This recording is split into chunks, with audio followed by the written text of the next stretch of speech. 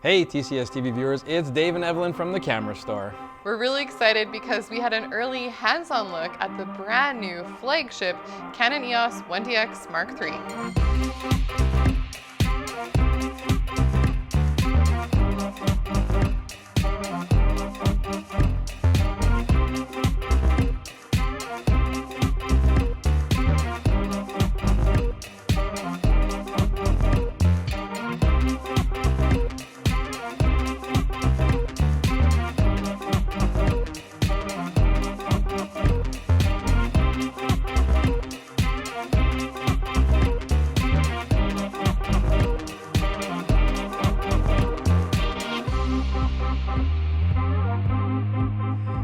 We were fortunate enough to get our hands on a pre-production unit of this camera. Now, this camera is all about speed and performance and being able to deliver product in a really timely, fast manner.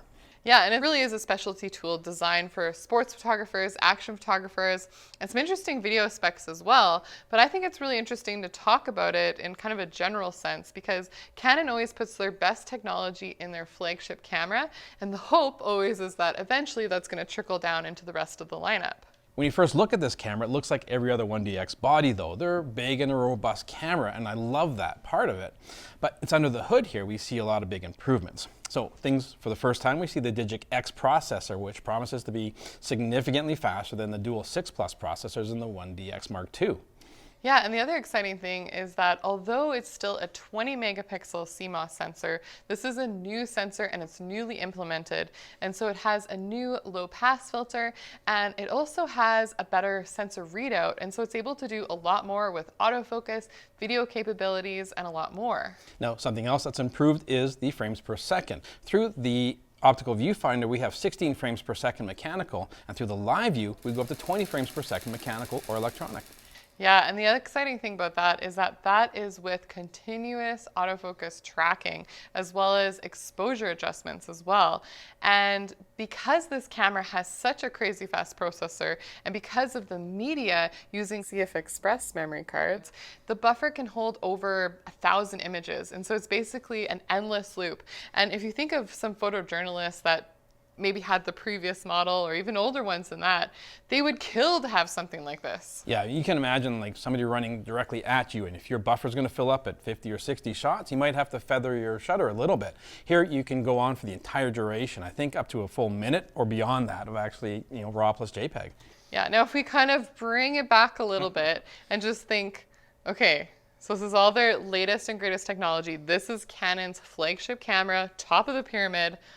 Why did they go with a DSLR camera? Why haven't they gone in the mirrorless direction? Well, that's a really good question. And, I think there's a lot of journalists who've been in the game for a long period of time who aren't ready to make that switch into full-time mirrorless yet. They're still running EF glass, what have you. So I think it's an easier transition for them to go with this. Yeah, I mean, there's obviously a lot of advantages with mirrorless cameras, and we talk about this constantly. I mean, electronic viewfinders have come such a long way.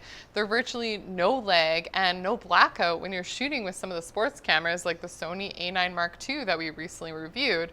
But some sports photographers have said that they still like the idea of shooting with a DSLR because they're used to that optical viewfinder. And one of the reasons or arguments why that might be is because when they're shooting, 12-hour, 16-hour days at the Olympics or World Cup events, they may have some eye fatigue from looking at an electronic viewfinder. We do have a brand new autofocus system in this camera. So we have 191 autofocus points within the middle frame there. 150, I believe, are cross-type autofocus points. Yeah, it has 151 cross-type autofocus points that really help capture the action. But we now have head detection and face detection built into that, and that's really cool to have in a camera through the optical viewfinder. Yeah, and this is taking advantage of that same idea, you've heard about it before, the deep learning. And so they're programming profiles into these cameras and so that they're able to keep up and track the action when you lock it onto a subject. And when you look at a camera like this, that's almost purpose-built for shooting sports. It's going to be shooting sports of people. That's what it's looking for. The football player, the helmet's going through a crowd, right? And wants to lock onto that. Now, we had a chance to play around with it at a local volleyball game, the University of Calgary. Yeah, go Dinos! And it was a really good test because the action is very fleeting, right? Absolutely. And I mean, we by no means call ourselves professional sports photographers, but being able to work with a tool like this does give some great advantages. I mean, having this new autofocus technology is huge, and they've now put in some different modes that give you the ability to let the camera do a lot of the thinking, just like we've seen in some of the other mirrorless cameras. While shooting volleyball, we had a great chance to really test this camera out. Now, I like having 20 frames per second on a very fleeting sport like that, where the ball is coming in and out so quick, right? Like the more frames I can choose from, the better. But the more I shot in live view, or tried to shoot in live view with this camera, the more I realized I hate shooting live view when it comes to sports, because I'm holding it at arm's length like this. I found this camera was designed, and it seemed to force me and push me into using the optical viewfinder all the time. That's where I was getting my more successful shots. Yeah, I mean, just things like stability and just physical comfort. We were shooting a scenario where we were not able to use a monopod, and you definitely would not want to use a tripod because there's balls flying at you and all kinds of actions happening right on the sidelines. But if you were in a scenario where you were able to use a monopod or cameras that are set up remotely, like for professional soccer, then having the ability to shoot in 20 frames per second is absolutely insane. I mean, 16 frames per second is also very insane.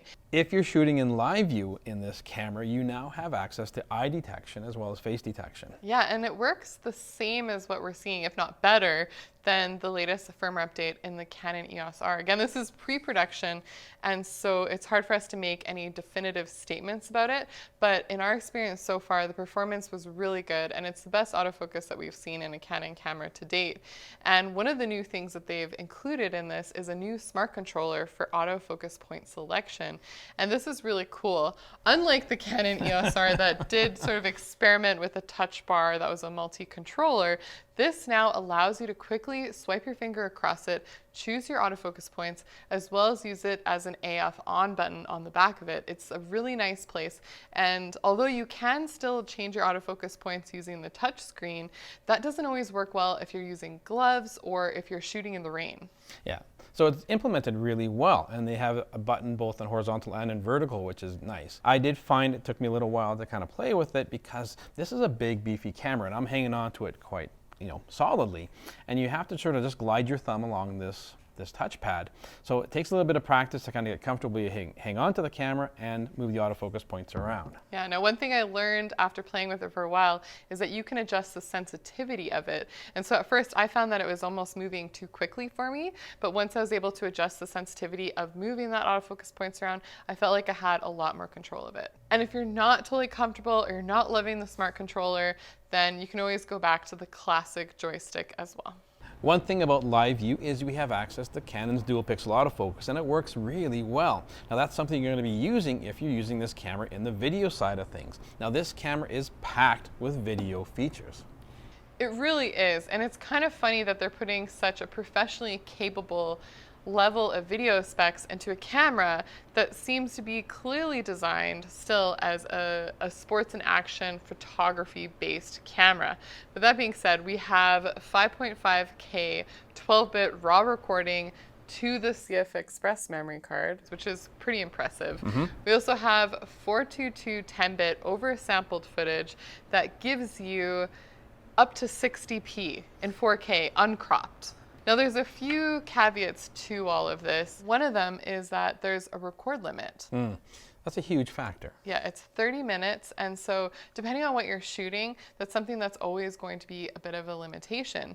The other thing I found interesting is that it doesn't have a full-size HDMI port. It's just the mini HDMI port. And if you're shooting raw video, you can only do so internally, so you're not able to do raw recording out to an external recorder. I'm not sure why that is. It might be something they can adjust in firmware, but given the real estate on this camera, how much room there is, I'm really surprised that they haven't implemented a full-size HDMI port. But then also media. Media for this camera is going to be expensive and hard to come by, at least in the early times. And so right now, 1 terabyte card costs something like 1,200 Canadian dollars, and that's going to get you upwards of an hour of footage. And you have to think about this in the workflow kind of things. If you are buying this camera, I'm assuming you're going to be in a situation where you have to get stuff out. There's deadlines looming constantly, and that having this kind of data to work with, it's it's really going to add some things. Your workflow time is really going to go up, and it's going to be more stressful. The other thing that we should mention is that the screen doesn't articulate in any way. It's fixed on the back of the camera. And so even for kind of more run and gun style filmmaking, it doesn't have that sort of physical ability to be ideal for a lot of different scenarios. Although it can record in 4K 60p with sound, you do have to use manual focus. So you no longer have the dual pixel autofocus system unless you put it into the cropped 4K cinema mode. And so you got to look at these specs really carefully, because although they looked extremely robust, it still is a photography centric camera. And not to mention just the form factor itself it's kind of limiting. Right. I mean, the C200 is definitely a better video-specific option, and that's where I think this camera is very much a stills-specific option that can shoot some really good quality video when it's needed, but it's not its primary function. Anyways, Dave, enough about the video side of things. Yes. Let's get back to the still photography, which we really believe that this camera shines in. One of the things that's interesting about it is that there's a new kid in town when it comes to image files. Yes, the new HEF files, if yes, we call it the that. HEIF files, which is an alternative to the JPEG. And these are high efficiency files that have more data packed into them, but in a very small container. Yeah, so the file sizes are similar to what you're getting in JPEG, but they're giving us more range in the files. Yeah, more dynamic range. When Canon announced the 1DX Mark III, the tagline was 20 megapixels, and I thought, why are we still at 20 megapixels when we have an abundance of cameras that are above beyond 24 megapixels and beyond? Why would they stay at 20 megapixels? Yeah. Well, and of course, because the 1D series only really comes out every 4 or so years, it does seem kind of odd that we're not in the megapixel war anymore, and a lot of the technology has plateaued in this way, especially with cameras that are more performance driven. Yeah. Now, with 20 megapixels, it still is adequate resolution to print a 12 by 18 print. So if you're doing it for a magazine or something, we're still perfectly capable of doing that.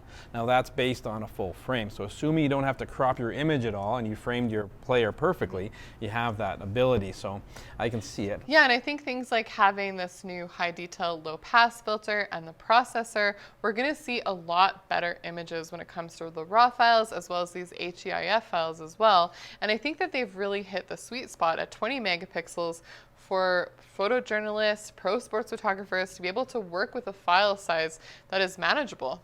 Yeah, we do have all the classic ports for connectivity on this camera, but we have some improvements, including USB-C now, and also the Ethernet port is a gigabit port. Yeah, and for short range connection, you still have Wi-Fi and Bluetooth if you want to be able to transfer images to a smartphone that's close by. But if you need that longer range connectivity, then it does have a new terminal connector that'll give you the ability to connect to a wireless file transceiver, and that will give you the ability to do a lot longer range Wi-Fi connectivity. It'll allow you to connect lots of different cameras and give you that professional range that is demanded for a camera in this class. Physically, the 1DX Mark III feels like a 1DX camera. It's very similar, it has a lot of familiarity to it, and they haven't really changed a lot in terms of the ergonomics. Yeah, if you've used a 1D in the past, it's going to feel right at home. Canon's done a great job of molding these cameras, and they work fantastic. Now, there's some subtle changes, but the things like the N3 adapter or the N3 port has been moved over to the grip side now, and it's slightly lighter. We are down 3 ounces or 90 grams. It comes in at 1,250 grams right now. Yes, and if you've been following along, you might know that I'm pregnant. I'm 6 months pregnant with my second baby. And according to my app, it says that my baby weighs 760 grams right now. So it's about the weight of 2 babies. Almost 2 babies. Yeah, but honestly, it feels fairly light for a camera of this stature, and I think it still needs to have some heft to it in order to balance out a lot of Canon's long EF lenses. Yeah, I don't mind carrying this camera around. Some people complain about the weight. If I was to take this camera hiking, I would choose something different. This is not that kind of camera. This is a Pro Series camera that you're taking to work. You're purposely using it in situations where you don't mind the weight. Yeah. Now we should also mention that it's very ruggedly built. There's a lot of really great seals on the camera, and so it is very rugged and weather sealed. Yeah, now something we really like about this is the new and improved processor gives us much better battery life. It does, yeah. So it's the same big battery as before, and it comes with a robust battery charger that can charge 2 batteries at the same time, and it charges those batteries really fast. And we're also getting great battery life, and that's still one huge advantage of a DSLR camera over mirrorless cameras, is that when you're shooting optically, you're able to get sometimes like triple the amount of battery performance out of it, like 3,000 shots. Yeah, 2,800 shots through the viewfinder, which is an incredible amount of shots to actually be doing on a single battery charge. Now, I would bet in real world we're going to get more than that out of it. These batteries seem to go on and on and on. Yeah, although it does have the USB-C port, you're not able to charge it through USB-C. And that would have been nice to see. Yeah, that kind of surprises me. It's like, give me all the options. Something that's a first for Canon, we finally have some backside illuminated buttons for once. So now if I'm shooting it in the dark, I actually can use the camera much better. Yeah, that's really nice. And so we want to know, what do you guys think? What features do you like on this 1DX Mark III camera that you'd like to see trickle down into the rest of the Canon lineup? Is this camera strictly a stills camera, or do the video specs even matter? Yeah, let us know what you think by commenting below. Make sure you follow us on Instagram. And if you're new to our channel, please subscribe and hit the notification bell so we can catch you again very soon.